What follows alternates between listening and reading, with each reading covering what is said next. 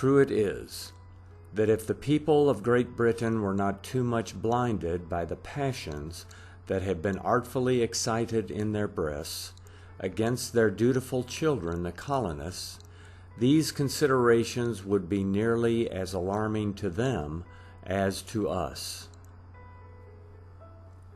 The influence of the crown was thought by wise men many years ago too great by reason of the multitude of pensions and places bestowed by it. These have been vastly increased since, and perhaps it would be no difficult matter to prove that the people have decreased.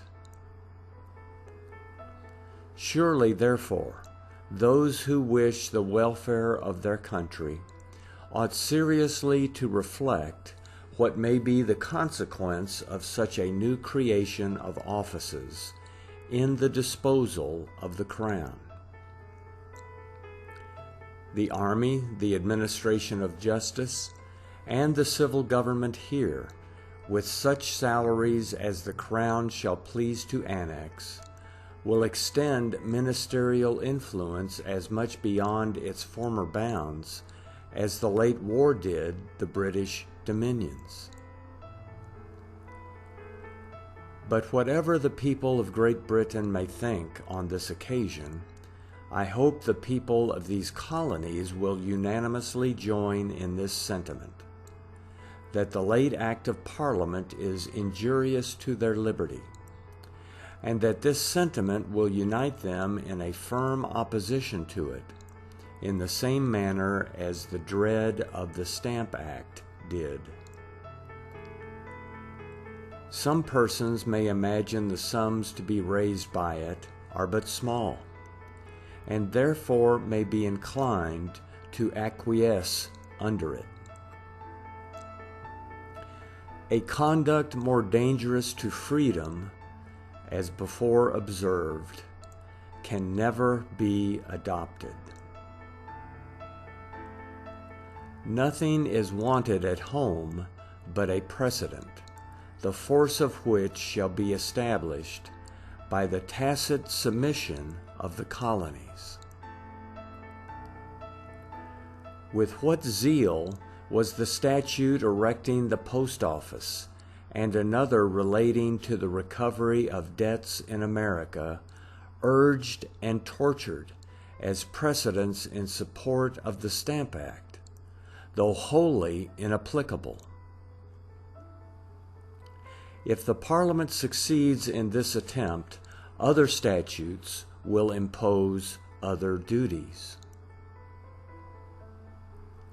Instead of taxing ourselves, as we have been accustomed to do, from the first settlement of these provinces, all our usual taxes will be converted into parliamentary taxes on our importations, and thus the Parliament will levy upon us such sums of money as they choose to take, without any other limitation than their pleasure.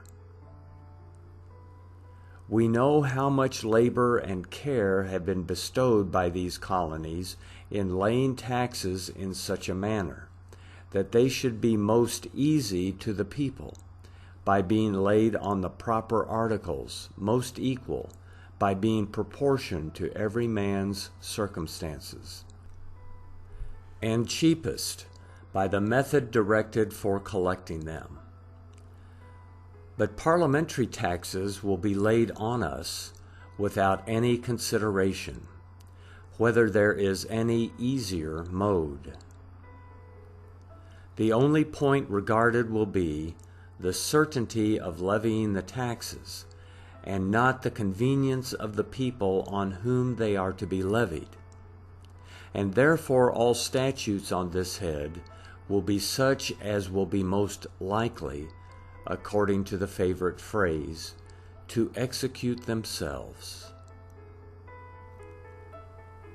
Taxes in every free state have been, and ought to be, as exactly proportioned as is possible to the abilities of those who are to pay them. they cannot otherwise be just. Even a Hottentot would comprehend the unreasonableness of making a poor man pay as much for defending the property of a rich man as the rich man pays himself.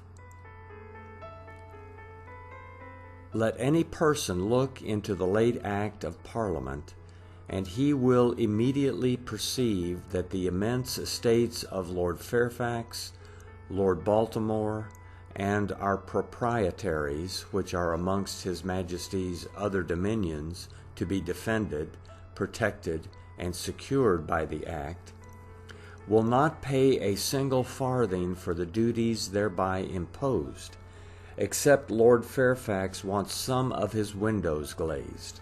Lord Baltimore and our proprietaries are quite secure as they live in England. I mention these particular cases as striking instances how far the late Act is a deviation from that principle of justice which has so constantly distinguished our own laws on this continent, and ought to be regarded in all laws. The third consideration with our continental assemblies in laying taxes has been the method of collecting them. This has been done by a few officers, with moderate allowances under the inspection of the respective assemblies. No more was raised from the subject than was used for the intended purposes. But by the late Act, a minister may appoint as many officers as he pleases for collecting the taxes, may assign them what salaries he thinks adequate, and they are subject to no inspection but his own. In short, if the late Act of Parliament takes effect, these colonies must dwindle down into common corporations, as their enemies in the debates concerning the repeal of the Stamp Act strenuously insisted they were, and it seems not improbable that some future historian may thus record our fall.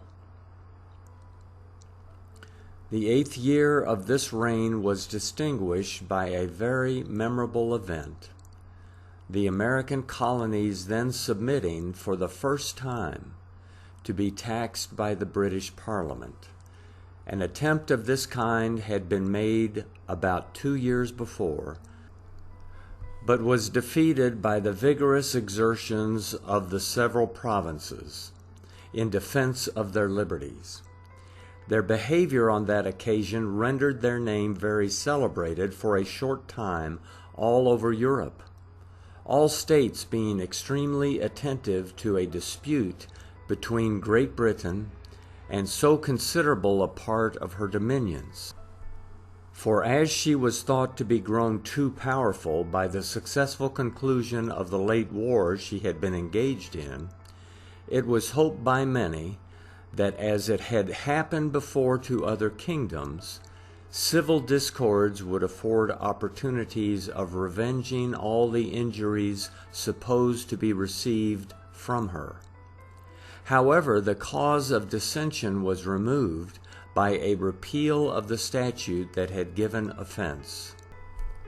This affair rendered the submissive conduct of the colonies so soon after the more extraordinary, there being no difference between the mode of taxation which they opposed and that to which they submitted, but this, that by the first they were to be continually reminded that they were taxed by certain marks stamped on every piece of paper or parchment they used.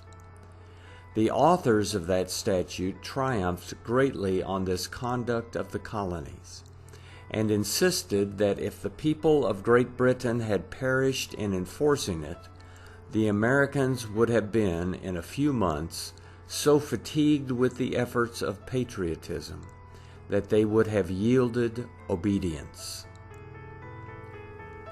Certain it is that though they had before their eyes so many illustrious examples in their mother country of the constant success attending firmness and perseverance in opposition to dangerous encroachments on liberty, yet they quietly gave up a point of the last importance. From thence the decline of their freedom began, and its decay was extremely rapid. For as money was always raised upon them by the Parliament, their assemblies grew immediately useless, and in a short time contemptible. And in less than 100 years the people sunk down into that tameness and supineness of spirit by which they still continue to be distinguished. Et majores vestros et posteros cogitate. Remember your ancestors and your posterity.